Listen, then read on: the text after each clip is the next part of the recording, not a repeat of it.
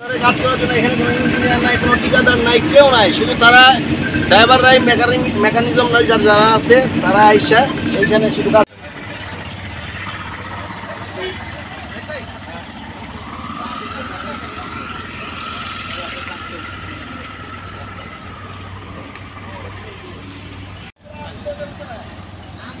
তেরোদারে ২ নম্বর বিভাগে কাজ চলতেছে চারান থেকে কালীহাতি রোডের।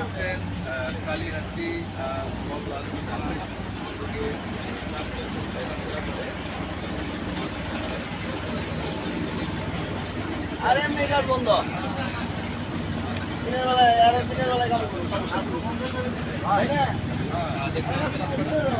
আপনারা রাতের বেলায় কাজ করে, রাতের বেলায় ঢাকা শহরে কাজ করে।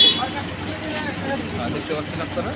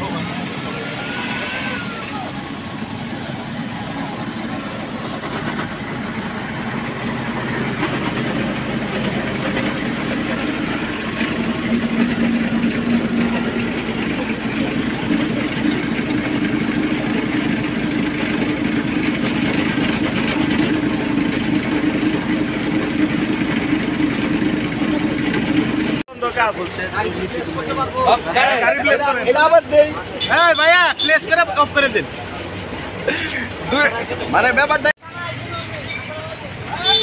চারান ব্রিজের কাজের সমস্যার কারণে জনসাধারণ মানুষ রাতের আধারে কাজ করার জন্য প্রতিবাদ করছে সবাই।